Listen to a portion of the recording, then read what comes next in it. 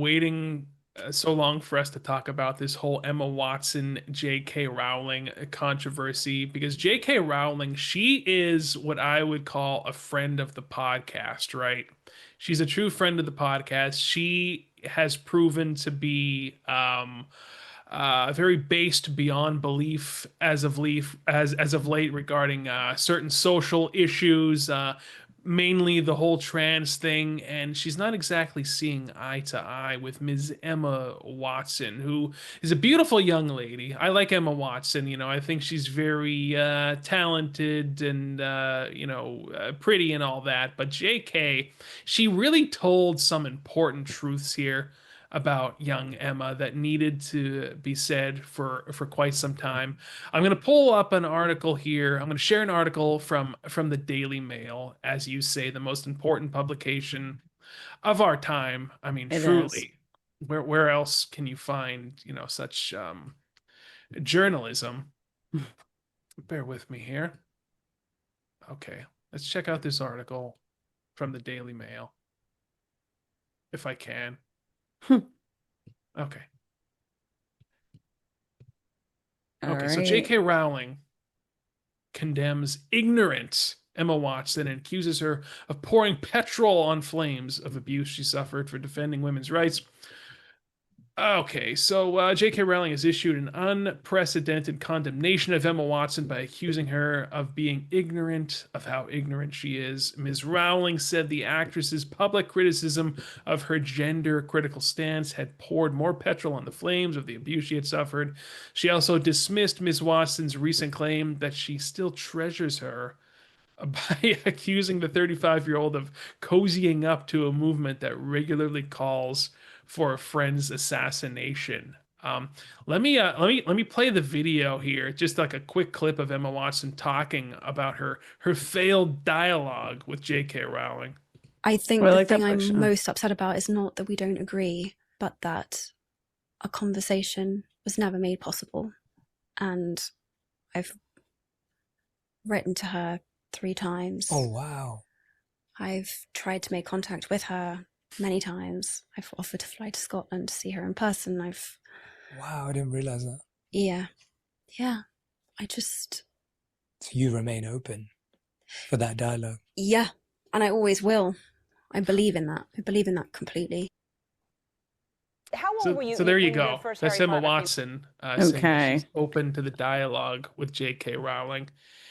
And JK, one of the things that she said that most resonated with me, because JK Rowling, you have to understand, like most people, I don't even think they're taking into consideration that this woman, okay, JK Rowling, this woman, she was like on government assistance in a coffee shop as a single mom, writing stories about witches and wizards that she's making up from her imagination, writing it on like a coffee stain napkin. She made, little did she know, she was going to be making a lot of people a lot of money, millions and billions of dollars. I mean, think about the Harry Potter universe.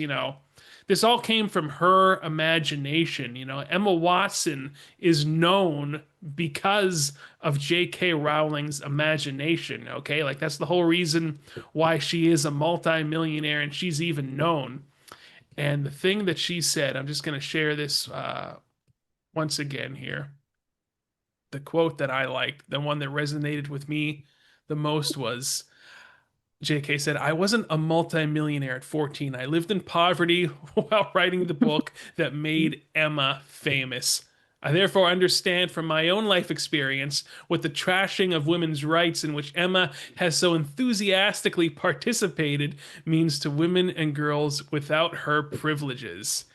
And there you go. I mean, Emma Watson basically grew up as a rich theater kid. I think she went to like a prestigious private school. I mean, she never had a real job. She was never like a cashier at Redner's Market or something like that.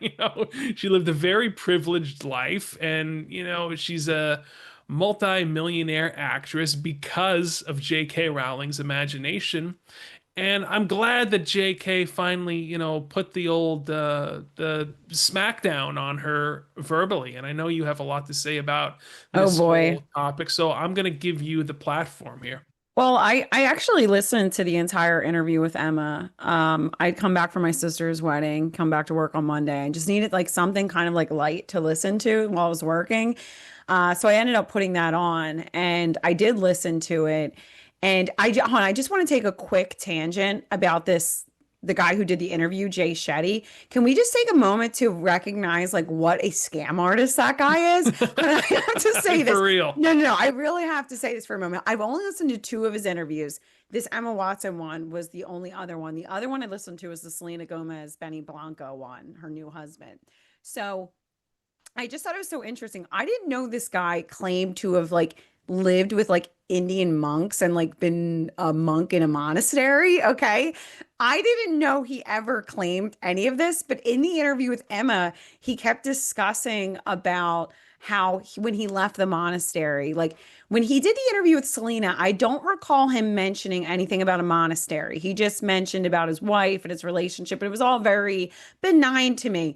But then I'm listening to his interview with Watson, and he's talking about how he goes, when I left the monastery, when I left the as if he was like in the monastery for like 10 years of his life. So what he claims is like he would, I don't know, I don't quote me. He either claims that he would go there every summer during college, or he was there for like 3 years or something to that effect.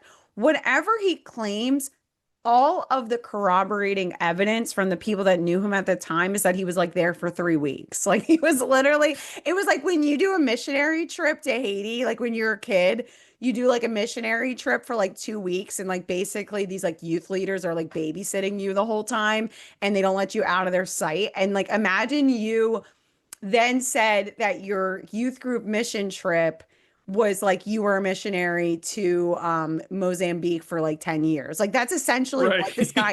And here's how we know this guy is a just a huge shuck like huckster, okay?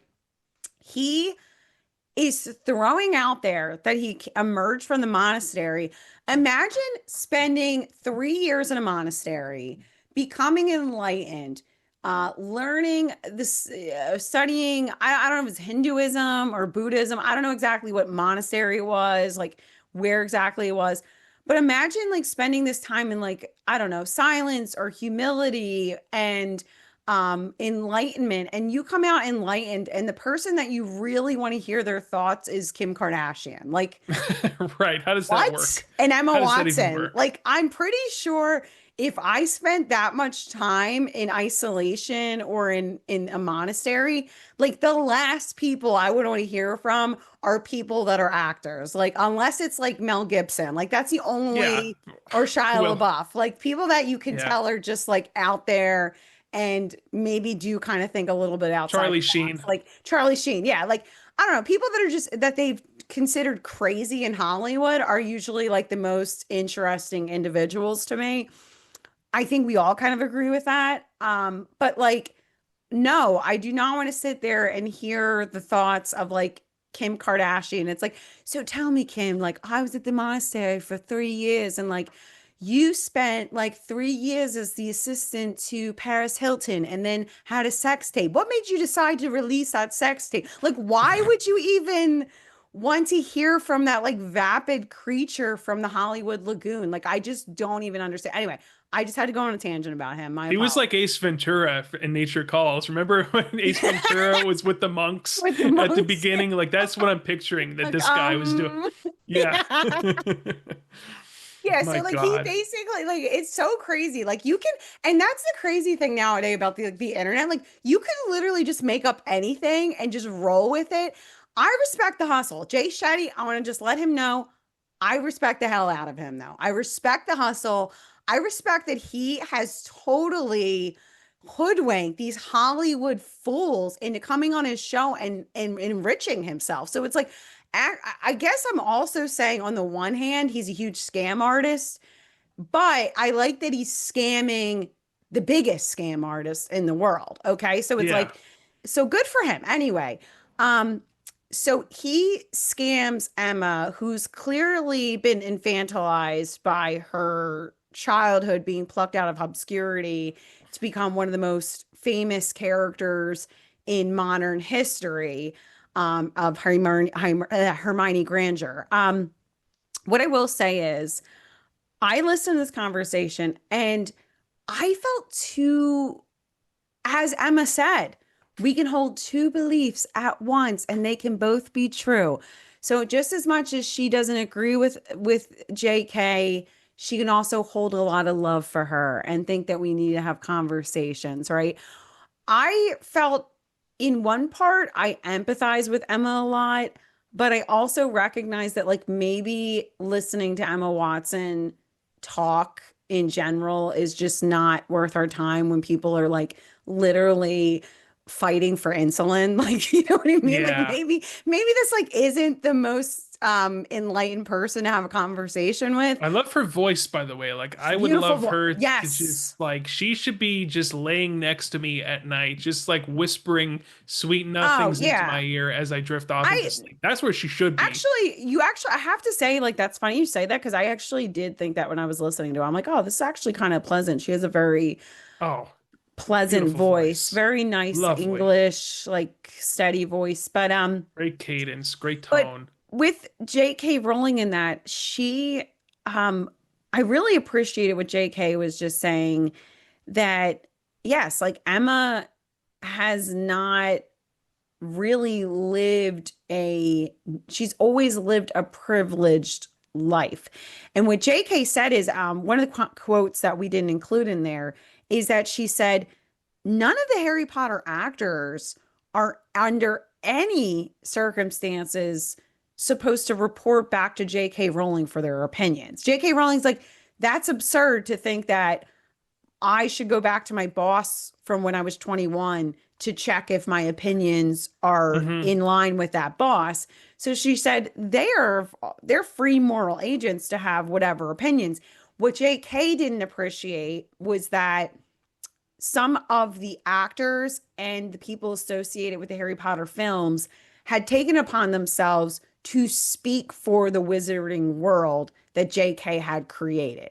And that's one of the gripes that JK Rowling had was like, wait a minute, you played a character and were picked by casting agents to be in this. I created all this. Like, you don't Yeah, get this to came from say, my yeah, you imagination. don't get to say Harry would want to be a furry. You know what I mean? Like, that's what like she was trying to Yeah, say. and that's Like, basically yeah, what they're trying to say is yeah, like, yeah, what's one of the yeah, things she said? Like, I respect all witches. Anybody can be a witch. Like, yeah, yeah. But like, so she was just trying to say that, like, hey, step, like, watch where you're stepping. Like, you're not supposed to speak for this for me. I created this. Like, check yourself. But also, like she said, like she felt like Emma, what she really ended up saying is that she felt like Emma was basically had showed her hand, and that when it was politically expedient to disagree with J.K. Rowling because she got the cliff notes and they said, oh, no, no, no, no. J.K.'s caused a lot of outrage. That's not cool right now. You love trans people. And now that it's politically expedient and the tides have kind of shifted a little bit, uh, she's like, oh, we can have conversations. We can all have conversations. That's not what she was saying just a few short years ago. no, And right. essentially, JK was saying, you exposed yourself as just a grifter that's just out there, not actually saying anything of authority, but just saying what is politically expedient for the time. And you had no problem when it was politically expedient and what was considered correct in polite society to Hmm. essentially just throw gasoline on a fire because people were attacking me for saying that women are women. And that was like it's actually, and I actually had a friend who like called J.K. Rowling a bigot. And I'm like, you're a man, okay? So it's like you need to shut your white male mouth and understand that, as JK pointed out, like Emma Watson has never had to go into public changing rooms in a woman's room and have that space invaded by a man. Like she's never undergone those circumstances.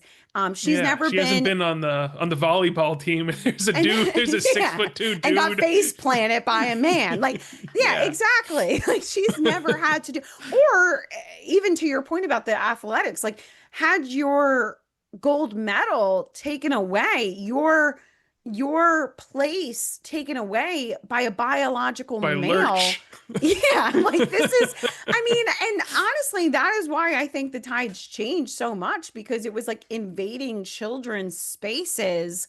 And people were just like a little uncomfortable with that. Like, I think most common sense people realize, like, no, no, no, no. Like, it's just so bizarre to me that these liberal women are so we're just so quick to get on board with erasing women with erase like it's like didn't all these women fight so hard that women would have a place and now you're just replacing women with men. It's like pretty soon we won't need women at all. Like don't you realize that that's like what Right. the end goal I of mean, I'm all this waiting for the artificial. robots personally. I'm waiting for Yeah, like the full, you won't even be able to tell the difference. my husband That's my talks to hope at this point. Siri. Yeah, my husband's like, "Hey Siri, remind me of this." I'm like, "Pretty sure soon you're not going to need me at all. You're just going to like throw me outside and just Likely. like Probably fend for likely. myself." Just saying.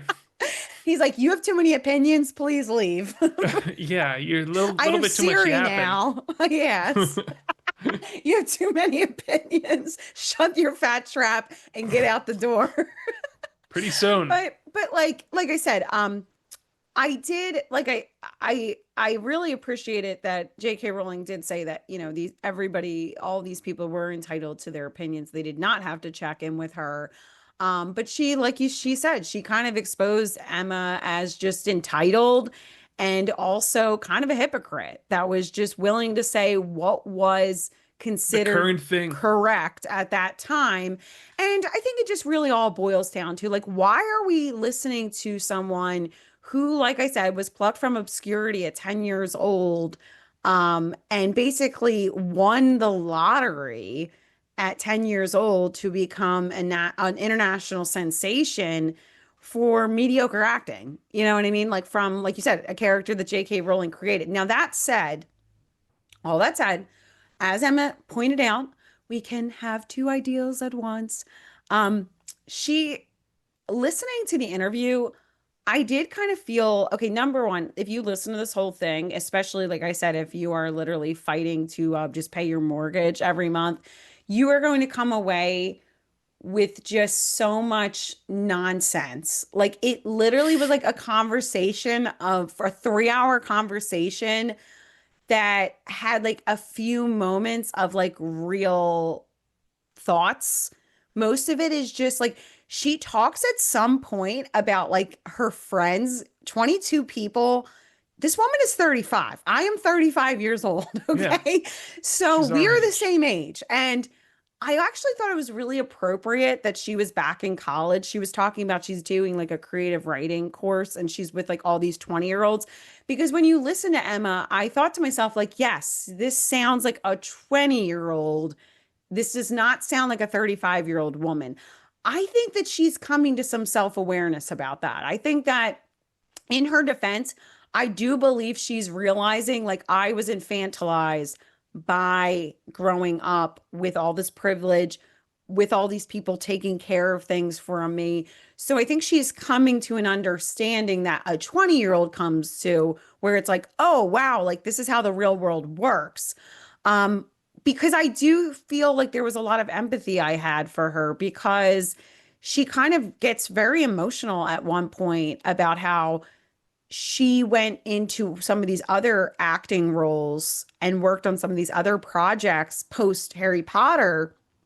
And she explained that, like, for Harry Potter, they worked together for I don't know how many years it was. It was like 9 or 10 years. Oh God, it was like from 2001 until the last movie came out. Oh God, 2011, I want to Yeah. say. So, So so say it 10 was years, like let's say. 10, 12 years.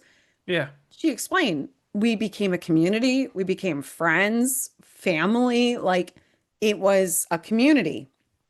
So, since by the time she's going into these other acting roles, she's already made bank. She doesn't need to act. She doesn't need to be successful. She just needs to show up. She explains that she would go into these other projects looking to make friends, and the other people were competitive and they were working as a cashier and they needed to land this job and make this role count.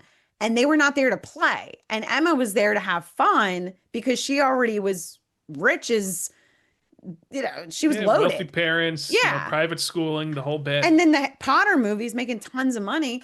So she got emotional talking about, like literally cried talking about this experience.